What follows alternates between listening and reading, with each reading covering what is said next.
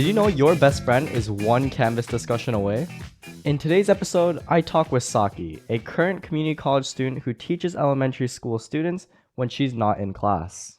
I just adore the stories that she tells when it comes to the value she derives out of her students, as well as her methods when it comes to connecting with the people on a campus where it can be hard to find those intimate interactions on a day-to-day basis. Welcome back to the Magnus Effect, the podcast where we talk to ambitious college students and understand how they're balancing their ambitions with the day-to-day college life. If you've been following the series so far and enjoyed all the episodes, all I ask of you is if you could press that subscribe button. It helps me a lot and allows me to get in touch with a variety of other students, giving me the opportunity to share their stories with you at no cost. I appreciate your support, and without further ado, please welcome Saki. So one of the things I really enjoy about your character is that you know over 3 languages. Can you talk to me about how you went about learning those languages and the usefulness of each one? So for English, I was born here in the States. I'm actually from the East Coast. I was born in Virginia, and both of my parents speak fluent English, so that was the first language I learned. And then my grandparents, although they came to the States like over 50 years ago, they don't really speak fluent English. So that's when my parents decided that they wanted to teach me Japanese. But I couldn't really speak Japanese until I was like 8 because me and my sister always played like Barbie dolls and everything in English. So I feel like 8 years old is a good like time. one day my mom noticed that we couldn't speak Japanese because we weren't talking in Japanese to each other. Oh, really? Yeah, so she put us in like intensive Japanese like tutoring, homework, all that stuff. And then we learned Japanese for a while until my dad decided that Chinese was more important because he wanted us to go into like business, medical, engineering. So he was like, you guys need to learn Chinese. Japanese is only spoken in Japan, so it's useless language. Quit Oh, it. really? Yeah. So you mentioned that they kind of wanted you to go down like a businessy medical path. Is that somewhere that you are going right now? Uh, Honestly, I'm probably not.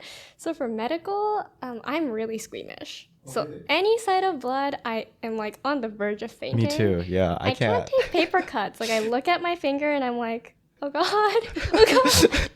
Props to the surgeons out there that can like cut people open and actually like operate. I know. And I could never do I was that. like, I can't do this. I can't do this. So, um, honestly, business, I'm not so sure. I'd prefer to go into teaching, but Oh, really? my parents are not so supportive, so still on the fence. They're Why like, is that? What was kind of like the conversation you had with your parents regarding like teaching?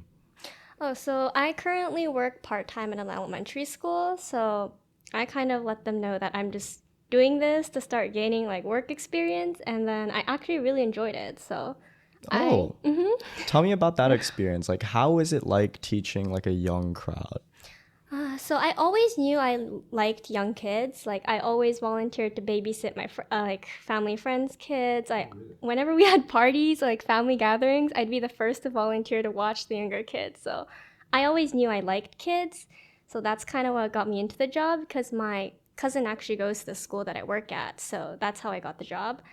But it was just really fun. Like whenever there's something wrong, it's fun to teach kids because they're really like a sponge. Uh-huh. Like whatever you teach them, they really absorb so much. And there's like so much like happiness and joy that comes from it just because they're so interesting to watch because they grow so fast. Like I've seen some of these kids for only like 6 to 9 months and they've really changed since I first met them. Really? What's like an example that you can tell me of like a story of a time that happened? So I guess, there were these 2 boys, twin boys at the school I teach. First, they were really, really shy. So they would not talk to me. They would kind of avoid me.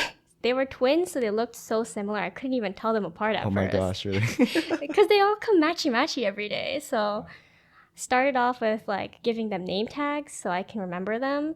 And then like every single day I would like sit down. I'd like try offer them like papers and markers, crayons and stuff because it looked like they were really interested in like drawing stuff like that. So started off with like me just watching them draw, pointing out the colors, trying to talk to them. And now, well, we've gone through a lot. But now, like, they do word searches with me.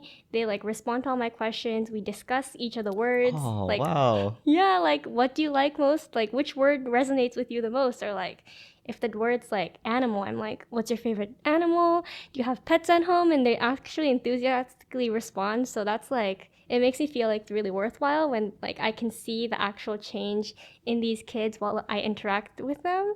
Because like they've become a lot more social, a lot more like almost open to talking. Right. I'm thankful because I was the only like young person at my job actually. What do you constitute as like young? So actually all my coworkers were like over 50. Over 50. Oh, So wow. So that is definitely like a fresh yeah, like perspective there. it was both good and bad because sometimes it means that like the kids don't really see you as like kind of a teacher figure. So like Right. I More was like a seen buddy, more as right? like a buddy or like someone's sister. So it Right. was both harder to like kind of get the older kids in line, especially like third grade and older, but it was also much easier with the younger kids because they kind of didn't see me as as not threatening, but like as like authoritative because I wasn't as old as their parents. Do you ever find yourself having to, because you seem by nature like someone that's very like soft and kind, like is that something that you have to control when it comes to situations involving students, or does it come more naturally to you? It didn't come as naturally as first, so I actually got in trouble with my boss once because I was being too well easy on the boys when they were like rough fighting a bit. So Really? yeah, so she was actually the one who like led me through how to like manage this sort of behavior. Like when there's anger outbursts, like I really have to like put my foot down and be firm. So I'm really thankful for her for like giving me a scolding on that one. But like once I actually get into it, it's not as hard. I just have to be consistent with it. Like if I put a kid in timeout, I need to this was a mistake I made once. Like I have to actually keep my eye on them the entire time because the moment I like whip back, I see the kid like gesturing his friends to come over or like he's like lying down on the bench, not sitting down. So I was like, you have to look straight at me. I'll look straight at you. You can't, you have to stay sat on your butt with your legs on the ground. Like I had to give a lot more like detailed instructions than I thought I did. Because I thought like just like I need you to sit down in the corner and not talk to your friends. Like I thought that was pretty clear instructions, you know, but Right, apparently it right. wasn't. So that's given me like it was interesting experience. That's so funny. That really reminds me of like that the I don't know if you've seen it. There's like a one meme where I think firefighters are doing like Mhm. training on like holding the hose, and then the instructor's holding back one of the trainees, and as soon as he lets go, he starts like spiraling out of control with the hose. It But is kind of like that. what do you think that your students like see you as? Like how do you think they describe you? Do you think like they have beef with you, or do you think they're pretty nice with you, or like they see you as like oh she'll let me slide? Honestly, I think they don't see me as much as like it's hard because I think this dynamic has to do with the fact that I already have like family who they're friends with, so they kind of see me as like an extension of their friend almost. So like sometimes it's like they see me kind of as like a family friend, but also kind of like this person's gonna put me in trouble, so I need to listen to their instructions. But it depends on the age. The older kids definitely have this if she's younger I can get away with a little more, but the younger kids can't haven't gotten there yet, so they're pretty like, oh, the teacher's assistant is here. They can't really tell the difference between teaching assistants and the teacher yet, so they're a lot more easier in A that lot of, sense. yeah. A lot of people that I listen to on this podcast that talk about their love for teaching usually say that they like get something out of it, because conventionally I think I've listened to everyone when it comes to people that teach other college students, people that teach people below them like middle school or high school. How have you do you think you've like benefited from like being surrounded and being in a position where you're able to teach people? For me, honestly, it's the biggest part of it is like the positive energy and like the happiness that these kids radiate, because especially being in college, like there are just days that I'm like really like almost like in a depressive state, or I'm like just like maybe had a bad test result. I'm still gonna have to go to work and like meet these kids, and every day like these kids are always like, they're so happy. They're like, "Hi, Saki, what are you doing? Like, like today my mom made this for me for lunch." Oh, Or that's like so they're like, "Look adorable. at this picture I drew for you." And they're like, "I'll sign it for you on the back too to make sure you remember me." And like they're very sweet. So like they always remind me of like there's a lot more in, well, to look forward to than what I'm currently just being depressed about. So they're just like a constant almost source of happiness for me. So I really enjoy that, and I really appreciate that they're always so like pure, joyful, and happy. Oh, that's so adorable. And I can imagine like that joyful energy for sure. But you mentioned a lot of what this podcast is about is like talking to people who have these passions and how they're balancing it with college life. I mean, you mentioned that you were this is kind of an outlet for you in terms of college, but how are you able to kind of balance school life and like this work? So for right now, I'm kind of in a special situation because I'm taking all of my courses online. So I think that has a big thing to do with it, especially because my hours are usually from 1 to 4, 4 times a week. So it is a, I guess, unconventional hour to work as a college student. So I feel like as long as I am like fully or at least partially online, I can keep up with this. But as like if I go back to campus, that this would be a really difficult hour to work with. So that it is a really hard job to do as a college student in that sense. And do you have anything that kind of helps mitigate that, whether you have like a time management strategy or do you just get everything out of the way beforehand? So because it's at 1, my strategy is usually just I get up at 7, I finish all of my work by like noon. So like Mm. I just get everything done as much as I can. If I don't finish, like I don't start things that I know I won't finish before noon, because Oh, okay. I have this, well, I work in a way that like if I start something like an assignment, I feel the need to get it done. Like regardless of whether it's like a 1 hour assignment or like 4 hours, I'll just sit down until I get it done. So I'll just try to, well, I'll make a schedule of what assignments take a lot longer in terms of time and shorter. I'll do all the short stuff together in the morning. I'll come back from work, eat dinner and stuff, and then do the long stuff all just at night. That seems like a superpower. I'm gonna be honest with you. If you're able to start something and then just be able to like focus and finish it, like I was Mm-hmm. struggling today, in the morning trying to finish up an essay, as like a thing I have to complete throughout the week. But I was just starting it, trying my best to like write something out, and I had to rewrite that essay like 3 times. It was not a fun time, but at least we got it done. But and yeah, I wish I had that superpower.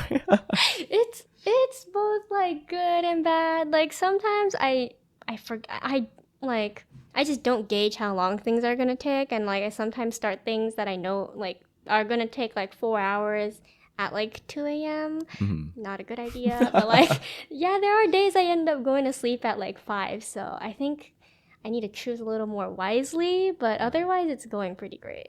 So, what role does college play in your life? Well, first of all, it keeps me around people my age, which is really like that's really important to me because especially at my job, everyone's older than me by a whole lot. So I don't have anyone who's in the same stage of life as I am. So I'm glad that it keeps me in an environment with like similarly aged people. Cause like even if we're doing different majors or like even if we're kind of in slightly different stages of life, like that kind of brings us all together. Like we all have like at least some struggles that are very similar as college students.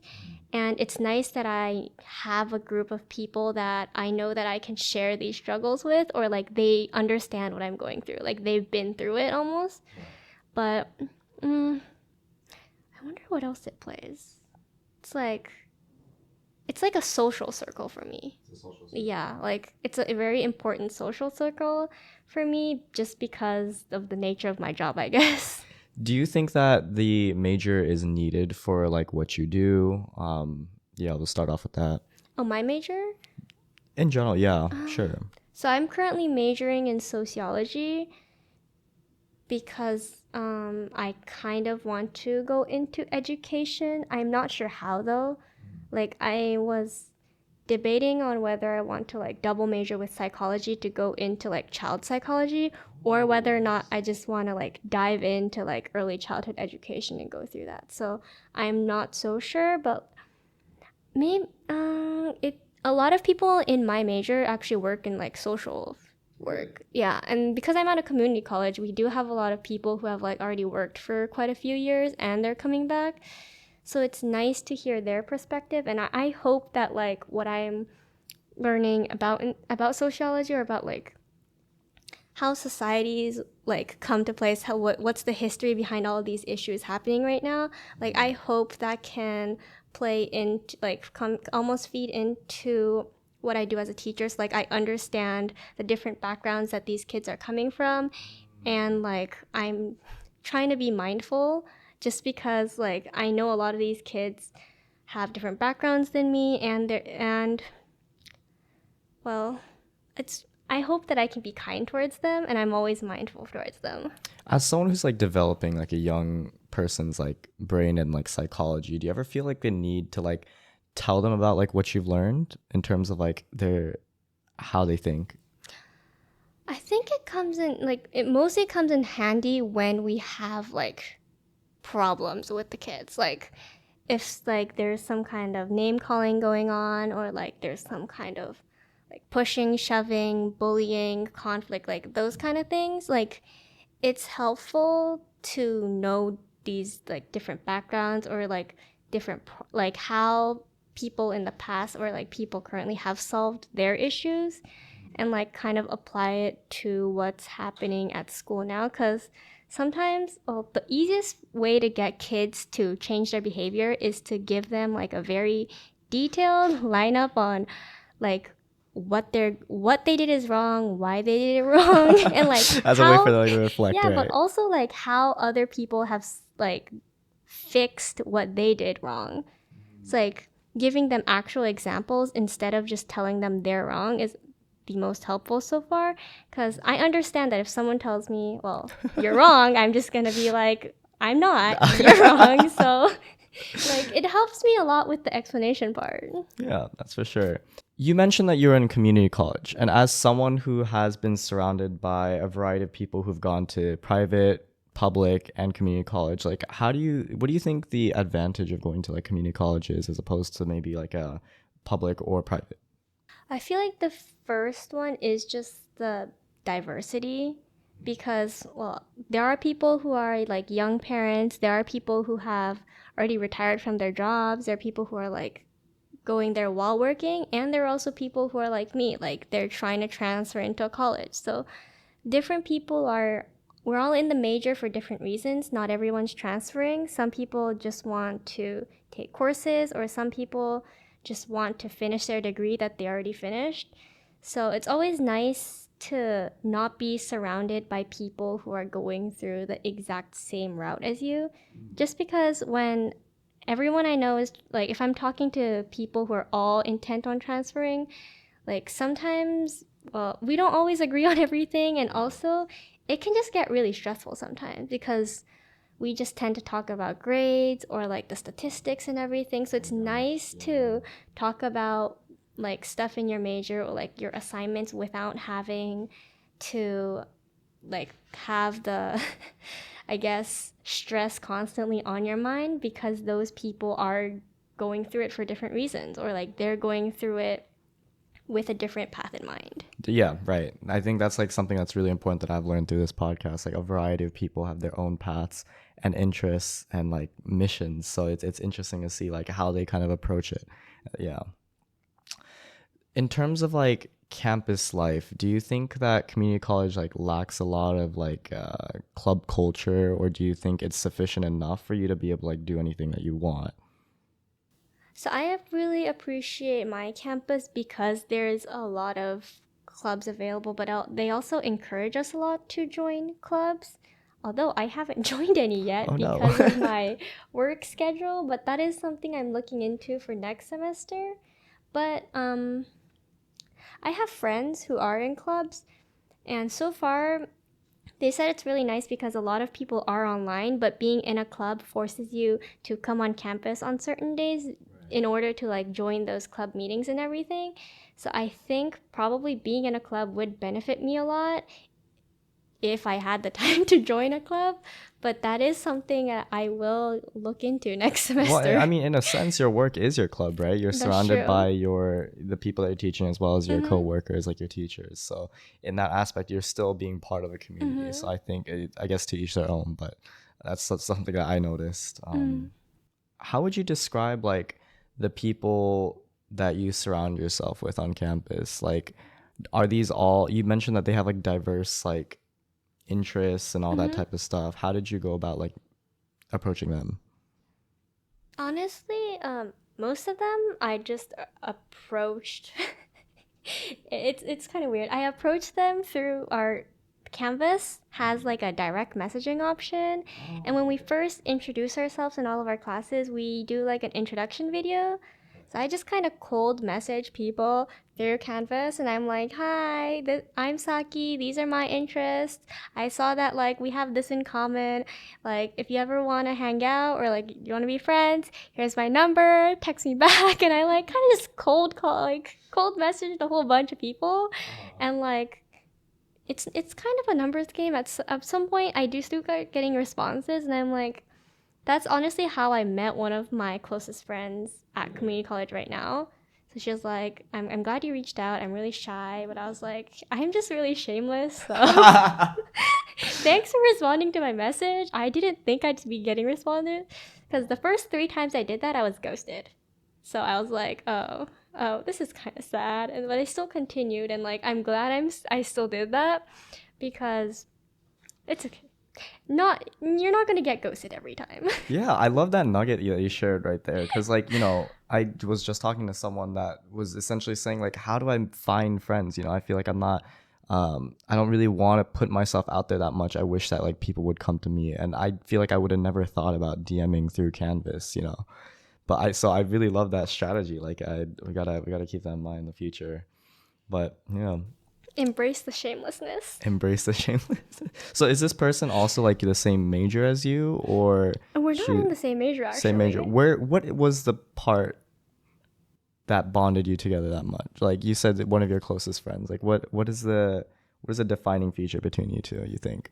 So first of all, it was we had similar hobbies. So like I really like shows like I really liked Suits. So we met in a elective course that was part of like criminal sciences, so in that field. So it was like everyone was basically from a different major because it was mainly taken as an elective. And she wrote about how she also really enjoyed Suits, which is why she was taking this course because she's actually a psych major. So she was I'm a sociology major, so I was like, yeah, I'm not in the same major, but I like the same shows as you. And she also loves K-pop. So I was like, actually, and I like the same group as you. And we had a part where it was not an assignment, it was like an extra credit thing where the teacher asked us to post a video of one of our favorite songs and just write a quick thing about it. And I posted something really niche, not K-pop actually.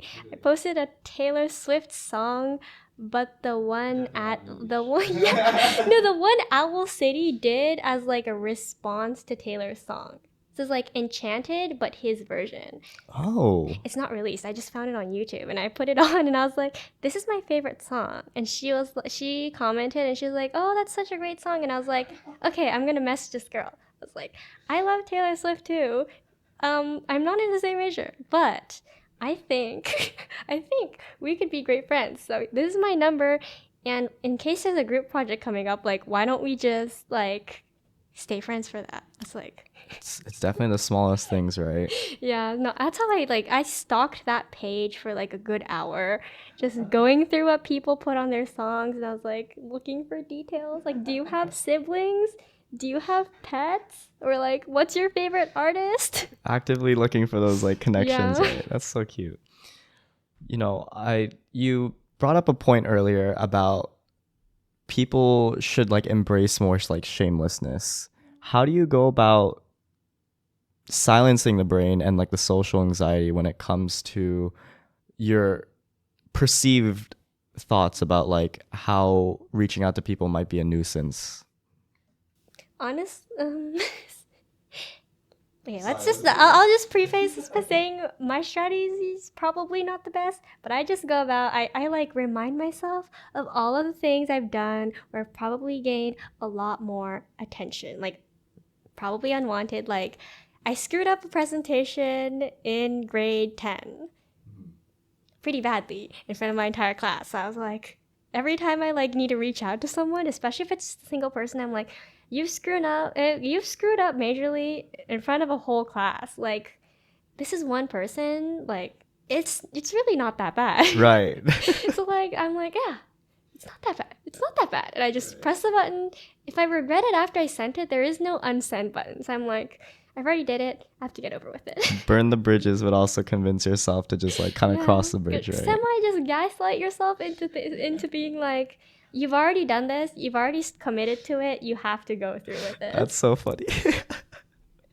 Yeah, that's definitely something that I could definitely speak on, in terms of like convincing myself that this is gonna be all right, and then even if it's not all right, well, I can't do anything about there's it. no Right? going back. Right. Yeah. So there's this thing I heard on a podcast that I was really in love with that I kind of wanted to ask you. So there was a businessman that had this theory of everyone to a degree is the person that they are in high school. Who is that person for you? As a way of like saying like there is some innate characteristic of you that is still inside of you because it was in you since like from high school, and high school is like that pivotal moment, where you're like thrown into the world. For me, it's probably not not shamelessness, but like almost being like weird, like gaining attention for being weird, or like people remembering me Really? for being really weird. Cause I don't know, in my last high school, I did some it was unintentional. We had this like, it was part of our PE course. It was called geocaching. Where, like, Geocaching. Oh, yeah. they hide it with the coordinates. You have to like find where this thing is. There was a massive X on like the sand pit. I like covered up that X and dug directly next to the X and couldn't find the thing, and I ruined it for everyone else because I covered the X. And like, that was one of the really biggest things people remembered me in high school for. Really? Like, the girl that covered up the yeah, X. the girl who dug next to the biggest sign.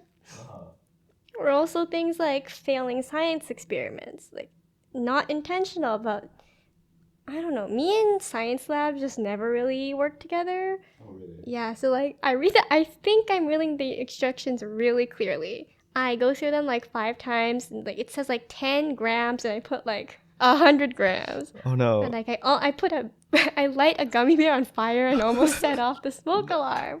Like stuff like that. That's what people That's so funny. remembered me for. So that's kind of like what my like, you've done worse things. Let's just be a lot, like, you have to just be shameless about this comes from. So I'm like, me in high school did a lot of weird stuff. I'm still alive. My social life is fine. So like, I can do this. Do you ever think that you attach that to your identity too much though? Like, is it a negative thing, or do you see it as more of like an empowering thing? Because you definitely are talking about it in a way that's like, oh, nothing can be like worse than this, right? But I also not sure if like you're taking it negatively on yourself. I'm just curious. I took it negatively when it first happened. I was, let's just say I was pretty embarrassed because it's not the best way for people to remember you, not the best way for teachers to remember you. But like, at one point, like I've met people through that. People were like, I know you from like that incident. My friend was in the same class as you. And I was like, oh, great. And like, I've actually made friends that way too. So I was like, that's the first way I realized that like, I shouldn't take this negatively, or like, things that I thought might be negative might not always be that way to other people. Like people won't interpret the same thing the way like I would. Like Right. so. Hopefully, I'm not taking it too negatively. Yeah, no, it seems like you're having a good laugh at it, which is good. I mean, I can definitely like relate. Like I used to be one of those things I had to do in high school because I was one of those socially awkward kids, but also wanted attention, right? So what I did was I would learn magic, like card magic, but I sucked at magic, so I would just go up to people, say, "Hey, you want to see a trick?" Miserably fail the trick, and be like, "Oh, yeah, that was it. Bye, guys." And what I kind of learned through those experiences are a kind of similar thing. It's like some people remembered you for that goofy trick, and it leads to conversations that are a good time, more or less. So, in a sense, like good publicity or all publicity is like good publicity, and at the end of the day, nothing's that deep, and we're all just here to have a fun time. Nobody's perfect, right? Yeah, it's a nice little tidbit, but No, but all publicity really is good publicity. something that we talked about like off camera is the fact that you had a total of 10 hours of sleep back in high school within the 5 day. Do you think that contributes to like maybe all the incidents you had? Because I'm trying to like kind of connect the dots here. I mean, okay, if I was on 2 hours of sleep every day, yeah, that would probably happen. I guess sometimes. So, I'm not a perfectionist by any means, but like I'm on the either extreme. So, the reason why I got 10 hours of sleep is mostly because I redid assignments way too many times. Like there are kids who like you know how when you have a word problem and like you get something wrong, there are kids who will just go through their problem and look for what they did wrong and start fixing it from there. I like never go through anything I did wrong. I just realize it's wrong and I redo the entire thing. Oh my god, you must have really loved math then, because I mean, It, in fact, I actually hated math, but I did. The problem is I did that for like essays and stuff. So I had a teacher, like, he like politely pulled me to the side and he was like, "Hi, Saki. I know you're trying really hard, but you can't really submit more than 17 versions of this assignment because you're the I reason why really, they yeah." like they put attempts on the Canvas quiz. Yeah, he was like, I can't really look through more than 17. Like, you're More giving than me too 17? That's much to read. I was generous. like, I'm sorry, I've done way. So it's kind of stuff like that. It's like, um, I try to like I try to be a perfectionist when I'm not, and I try to overcompensate, but that usually leads to me being not even fulfilling the bare minimum reading requirements of things I actually need to read. So I guess they maybe correlate. Like maybe if I got more sleep and like didn't stress over things that didn't need to be stressed over. This was over like maybe 1%.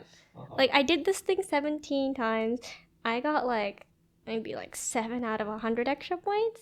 So I should have just slept and made sure I didn't like screw up the actual like experiment and stuff because honestly, those are worth a whole lot more. So have you kind of like learned, but like, is your sleep schedule a lot better now Oh in yeah, college? it's a lot better. I like let myself know that I ideally want to be asleep by 11.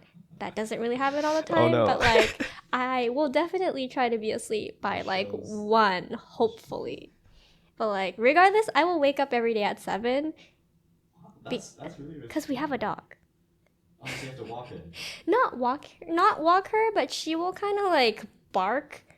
So she'll be like, "Hey, I'm up. Why are you not down here?" At Cause 70. yeah, cause I Who usually trained that dog? I Why would you usually do that to work yourself? with her on my lap because she's like small. It's like I sit at the dining table doing my assignments while she sits on me. So she'll get mad at me because she doesn't have somewhere to sit because she can't get on the chair without me there. So that's what wakes me up. Oh, that's so cute. Yeah. Let's play a little game of hot seat. Let's do about 3 cards. So how this is gonna work is you're going to pick a card, and you're gonna read out the card, and I have to answer it, and then we'll just go. You'll do one for me, and I'll do one for you. Yeah. Did you want to go first, or you want to go second? You'll go first. Okay. Any card. Perfect. So respond by filling in the blank to complete the sentence. Oh no. Unfortunately, no one has forgotten about the time I.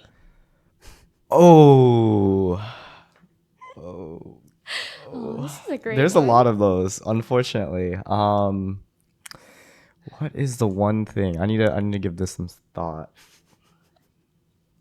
I think something it kind of goes to back to your whole like being memorable for like being weird. I guess I was the only kid in high school that really did like two things, right? One, I was business focused, because most of my school was like all STEM focused, so they were all like math and sciencey, and I would always just be like talking about business stuff while they were nerding out over chemistry or something. That's the boring answer.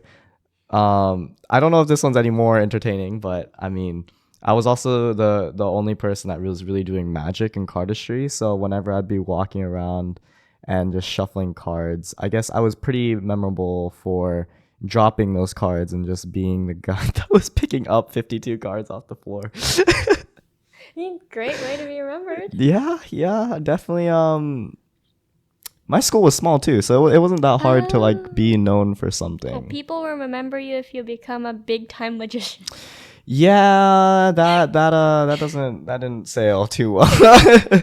Now we're in Berkeley, and I don't even know I'm podcasting. Yeah, so that's a career shift, you know. Oh, another thing I guess I was kind of memorable for, robotics. You know, I was pretty big into robotics, so I was just that kid who would always be around on campus trying to finish a project or finish an assignment given by my leader. Yeah.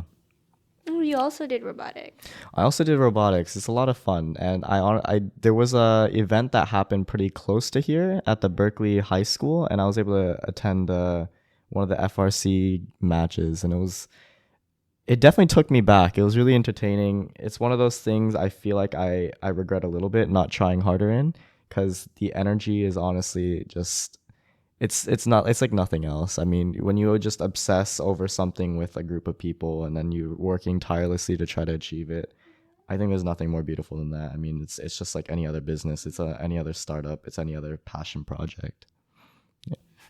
I tried robotics. Oh no. Why do you say try? I did it for like 3 years, I think, except for my last 2 years of high school. But didn't. My robots are very cute. So like, I made them all like cubey, and then I put like a cardboard box over them.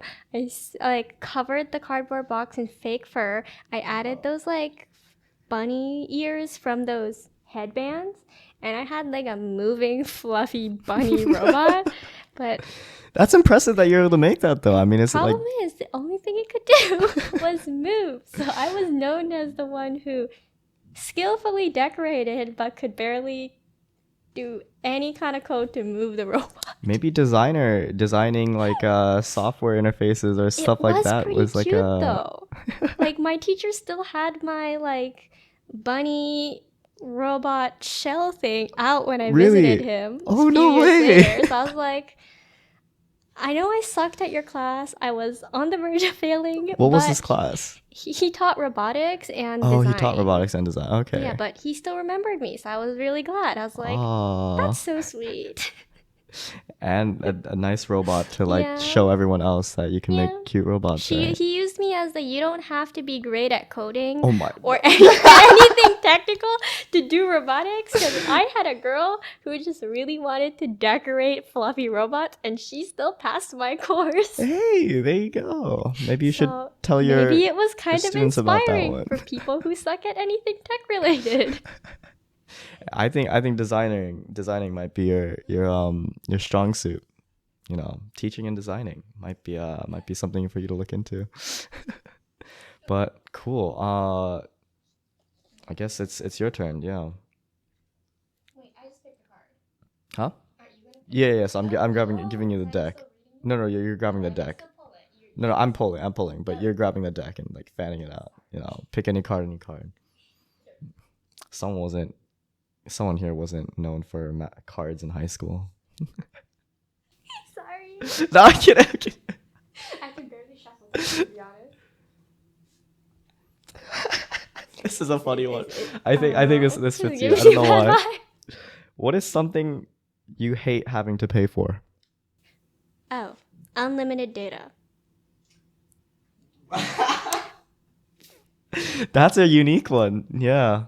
Well, so if I didn't have a terrible sense of direction, I could live off of like 3 gigabytes of data per month.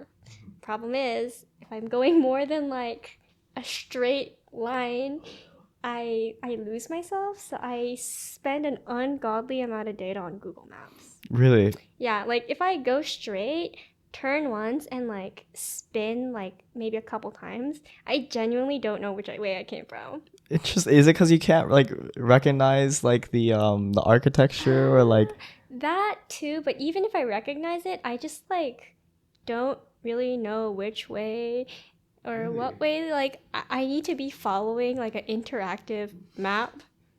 And like when I read street signs, like even if it's like this way, if I read it, I kind of assume it's this one. So like I assume I'm going down the right street, but then it might be the street that it was like an intersection with. What if there is no streets and you're just going through like your college campus? Like if I threw you in the middle of the campus, could you find your way home?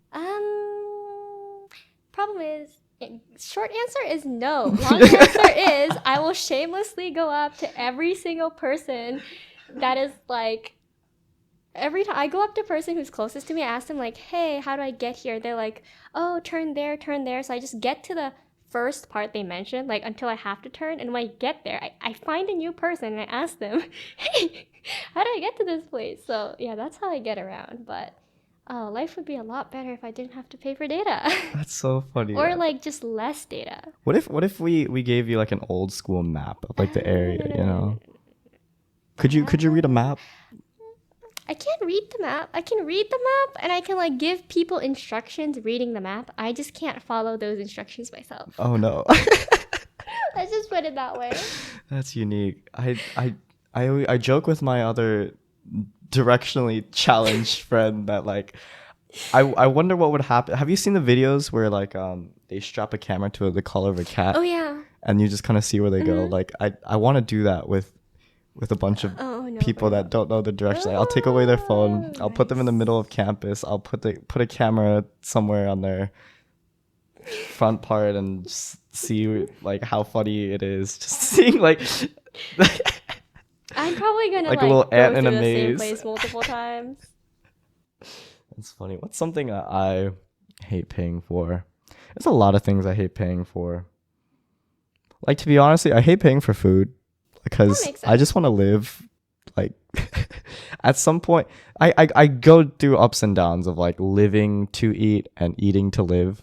When I have time that I want to spend towards cooking, it's nice. But when I'm swamped with assignments that take 2 hours, 3 hours, 4 hours of my day, it's not so fun anymore, you know. And I just need to grab something to eat. Honestly, Chipotle is probably my biggest expense. Like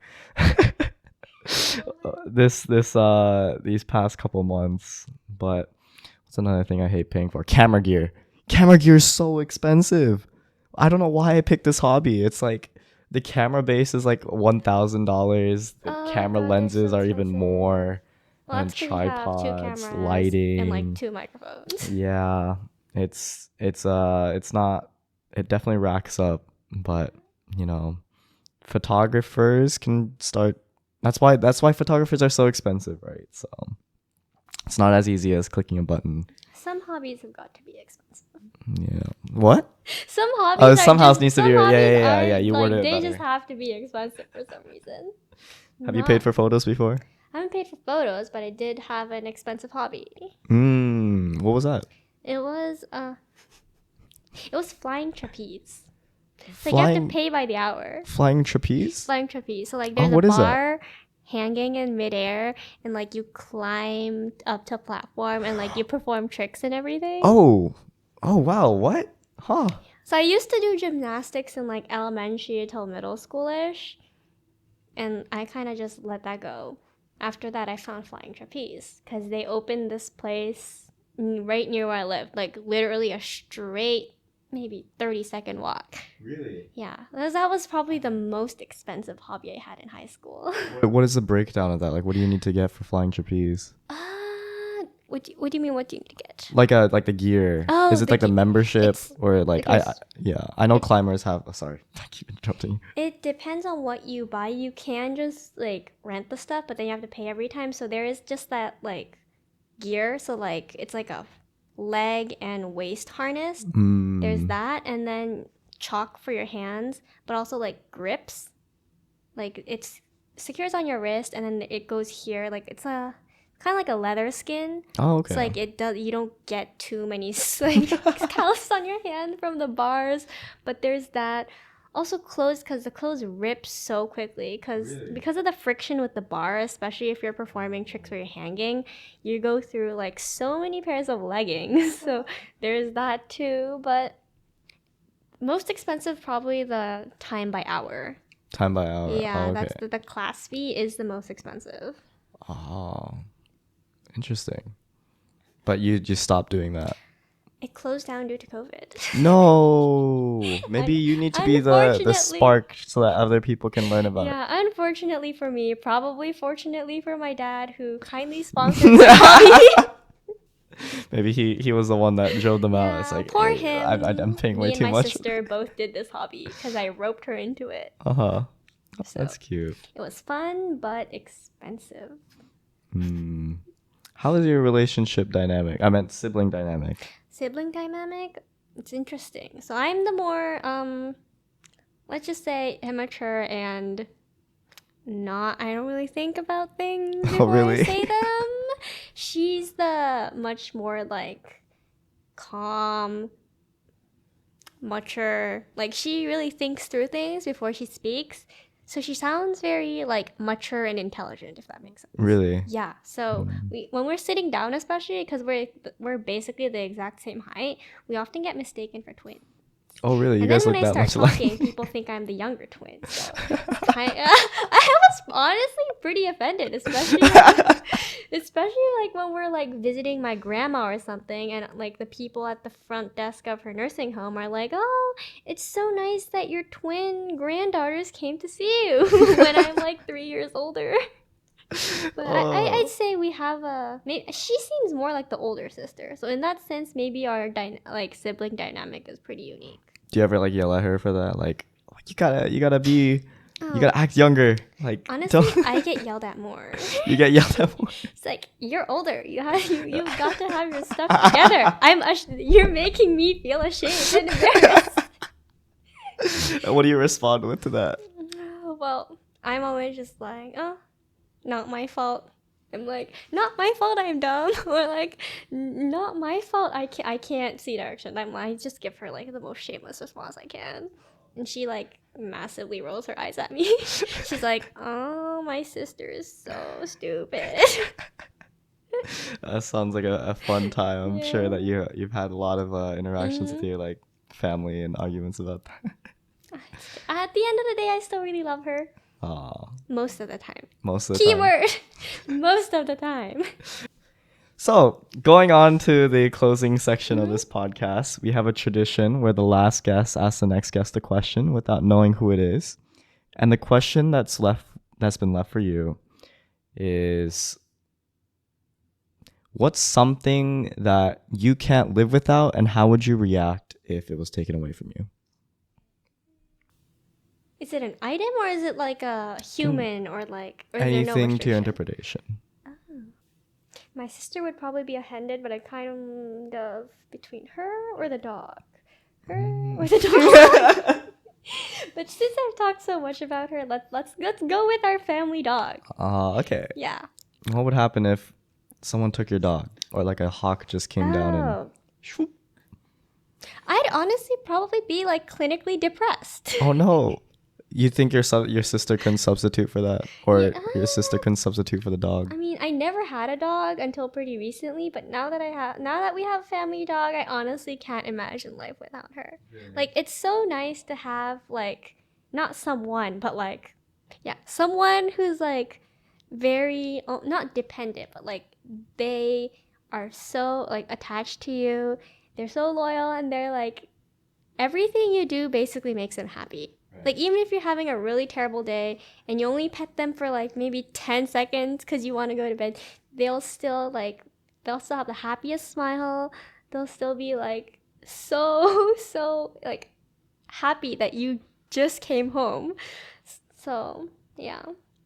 She's so sweet. I really love her. It's so she is really a core part of my happiness, so it will really be sad if she was gone. I hope she lives really long. Do you ever not find like having a dog to kind of get in your way in terms of like your routine, you know? Because like you mentioned, you do have to care for it, you know? I think she really keeps me in line. Keeps you in line. Yeah, cause she's an intense yapper like me. Mm-hmm. So if I am late for breakfast, she will yap at me. If I am late for dinner, she will yap at me. And like if I forget to walk her, she does the same thing. So I'm really glad that she holds me accountable to make sure I get all the stuff done. Well, going on with the tradition, what would be a question you'd want to ask the next guest? Oh, how about if you and the most important person in your life had a fight that almost resulted in you guys going no contact, whose fault do you think it would be and why?